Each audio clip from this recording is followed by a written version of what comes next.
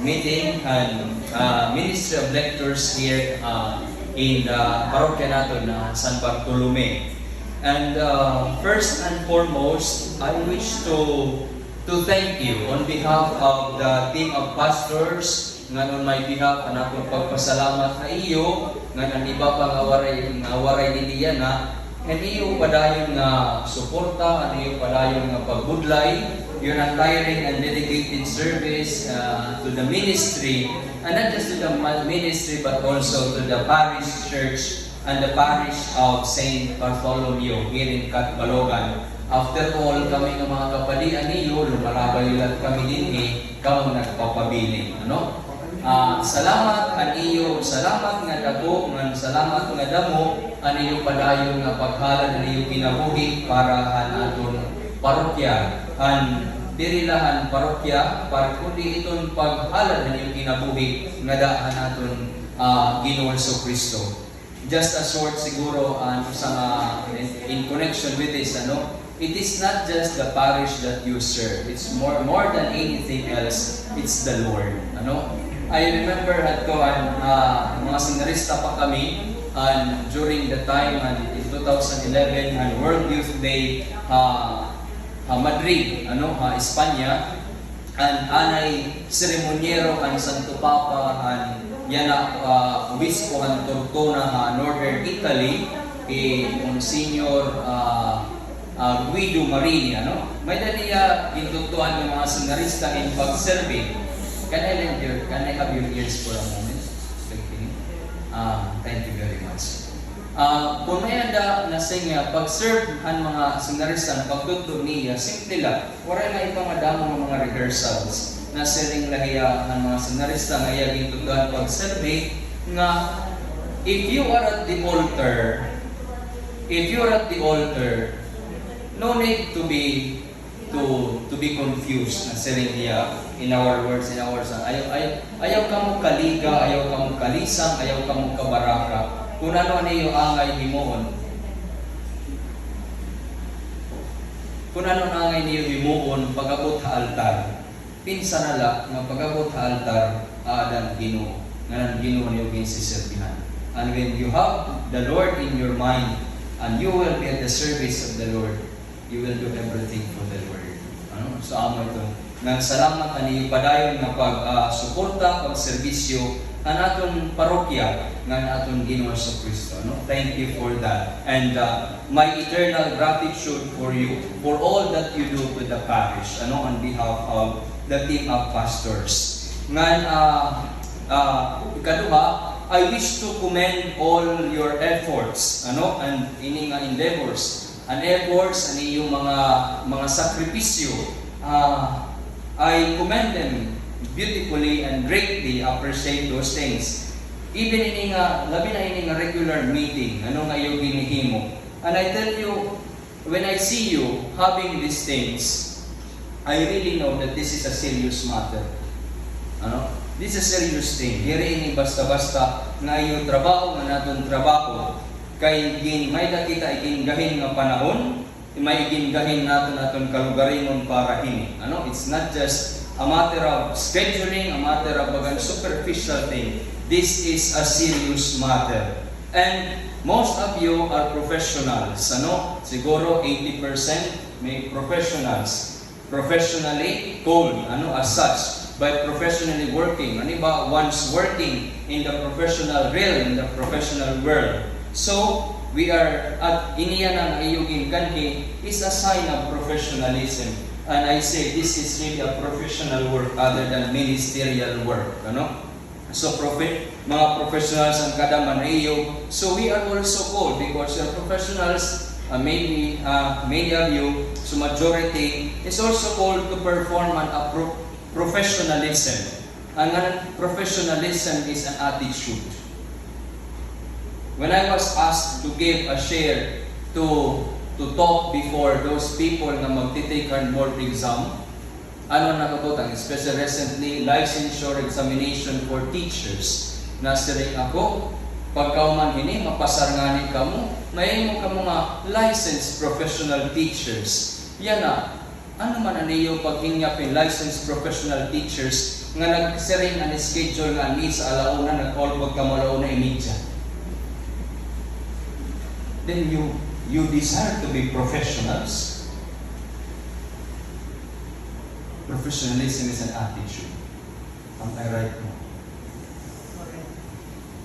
So I suppose this is also called to be, we are called to be, diri na itong kay professionals kita, but an attitude that we should also, it's an internal disposition that we give a share and hiningabutan. And this is a serious matter, serious ministry. After all, when we speak of ministry, diri ini nga aton tutunlon, tapos siglulo aliwat, I remember may sa nga padi, nga karuyag gumawas ang pagkapadi, tungod lang kay pag nakikita niya nga diri na niya tikat tama nga dalan, may daniyagin kuwan, anong saringan Cardinal Haiya, I'm sorry my dear father, I cannot give you what you wish. He wanted to go out of the priesthood.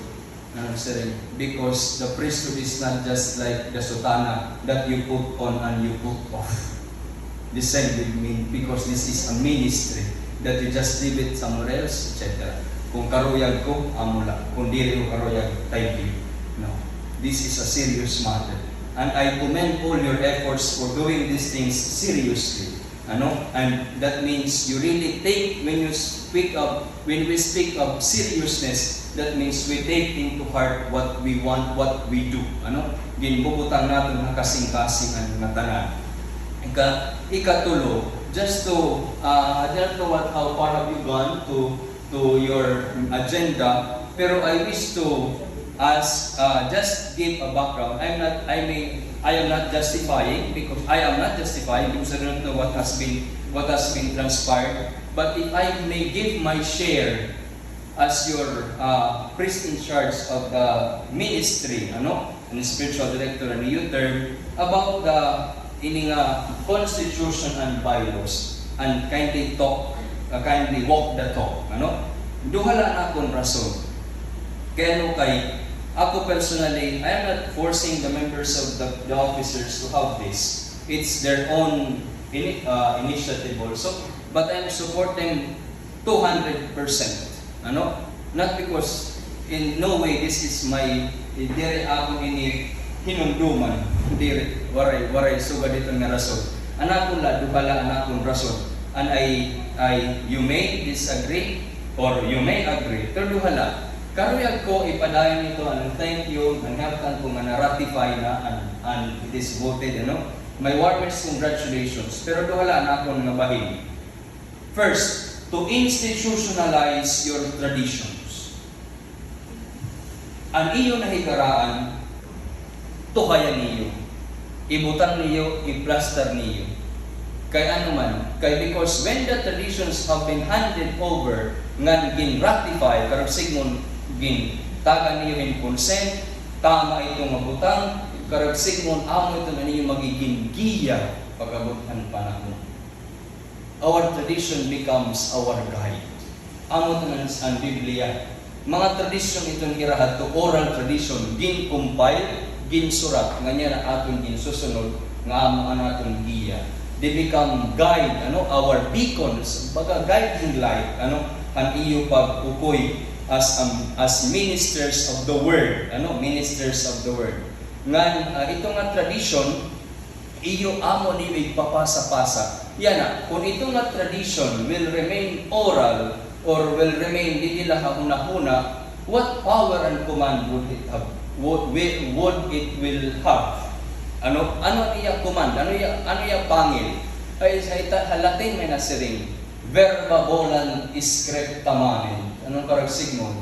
Ang mga pulong kuno nalupad ito, bulare, ang word bulare, nalupad. Ang nga tanan nga nahiyayakan ang mga pulong nalupad ito, pero once imo isurat nagpapabilin, scriptamanen. What an kung han kampila ka palingwahi, ang nahisurat. And it will remain. Okay, that's the first rationale that I can give. Secondly, because by having those things, an iyo CBL, or statutes, whatever you can call them, policies, internal, whatsoever, papreho leto nira, sa impa, one cake of different icing na ito niya. Okay. That is basically, and I'm convinced that that is to safeguard the commitment that you have for the ministry. Ano? Pareho ba ang pagkasal? Di ka lang masiring, I love you. Kaya bili mo itong bisan din, idyakan. Pero parang sigurado ka good, pagkuhin sing-sing. Para itong imong commitment, and imong I love you, and I do, nahibubutang nila. Wear this ring as a sign of my love and fidelity. Diba? So may niya visible nga butang nga mauan magpapahugat. Diri lang ang mga pulong. So, basically, to safeguard the commitment that you have for the ministry. Ganito ang commitment, diri lang itong diri. Kaya kung it is, commitment or voluntarism, commitment can be an abused word. Ano? Kaya pwede na rin kita karuyag kula. Voluntary man laini. Problema kaya voluntary. Ito nga voluntary is karuyag kula. According to my whims and my caprices. Dear, according to my commitment. Because when you are committed, you can do whatever it takes. Di ba? Amo gapon ko ng pag-asawa, maarang kamo ito. Pagpali amo gihapon ito. We are called to a committed life. Bisan pang makuri, makuhat itong padi, kaya pag mirisa, bisan kung aringit. Kamu gihapon, bisan kung yung mga asawa mag-route, hindi ka ba mag-route ang batasan, pabot ang panahon, para gogo, para inom, etc. ng babae, ng lalaki, hindi kita maarap. You will love them. Why? Because you have committed yourselves to them. Diba?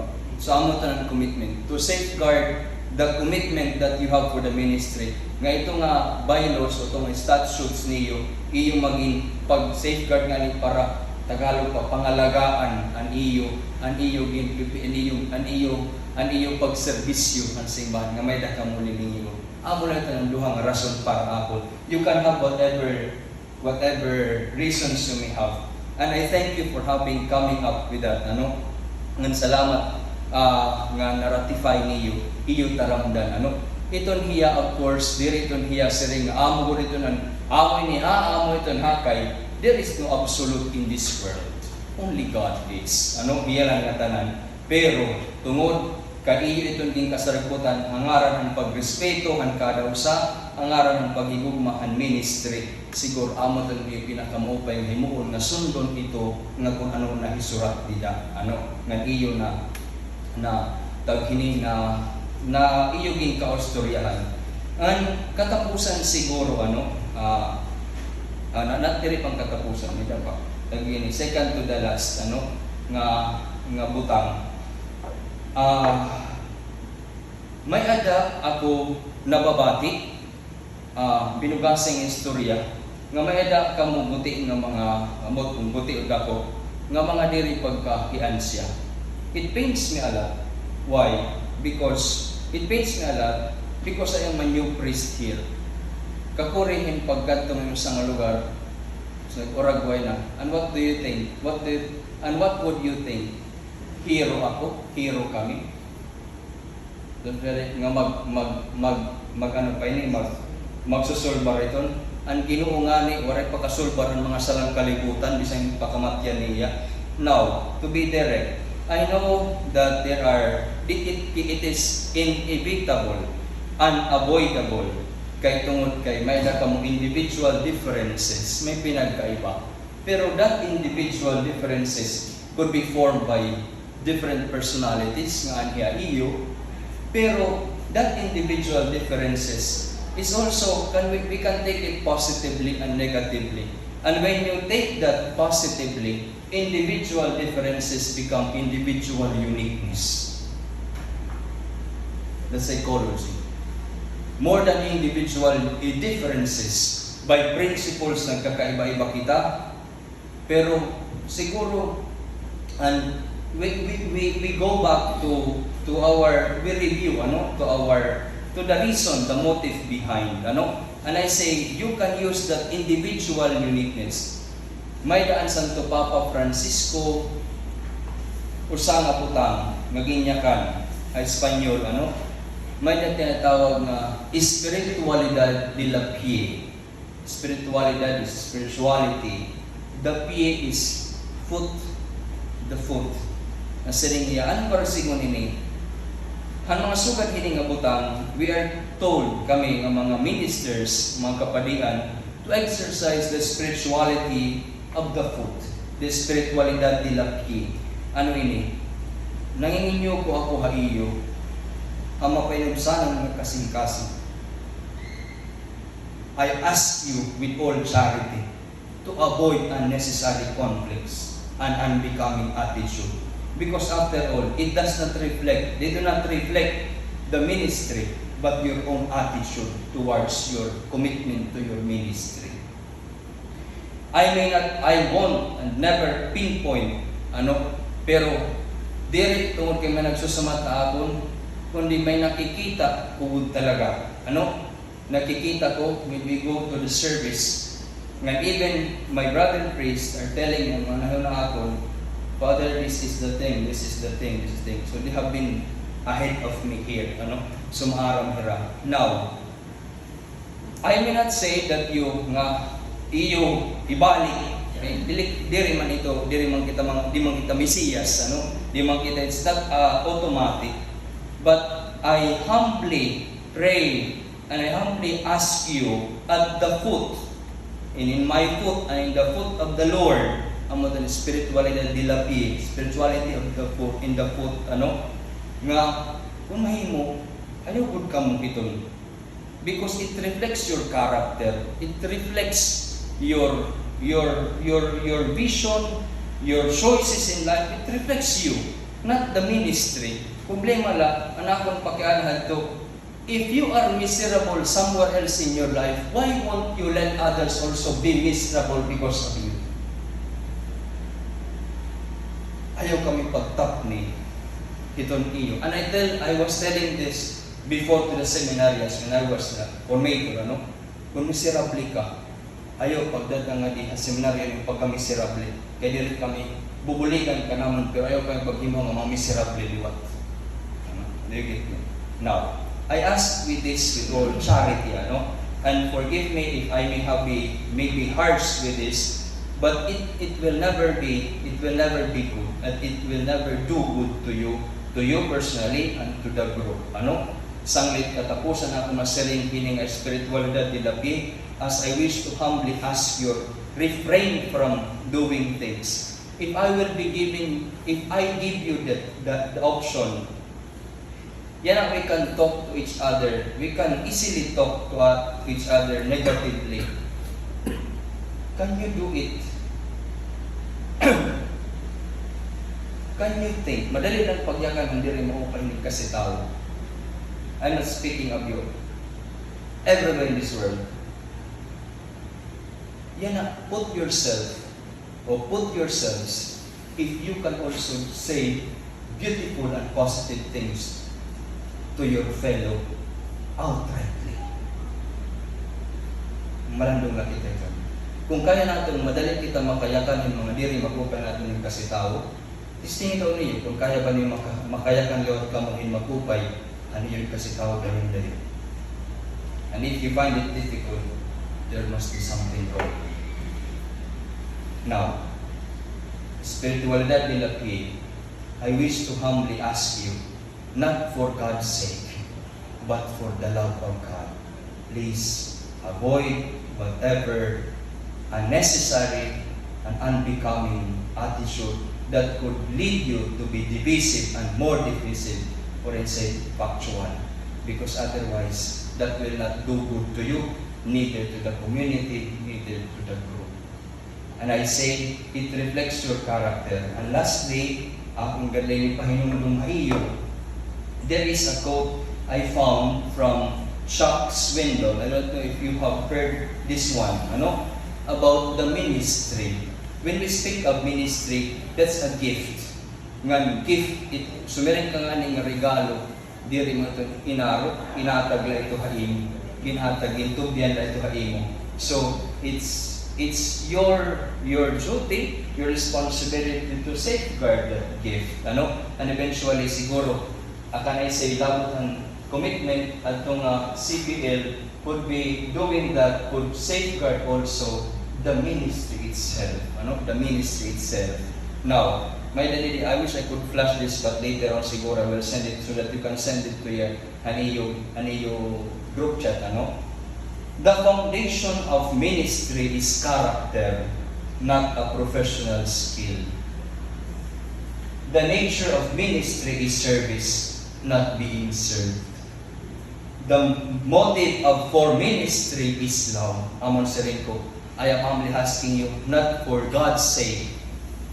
Ayaw ka mo iton, not for God's sake, but ayaw ka mo iton, kung na Espanyol pa, por el amor de Dios, for the love of God.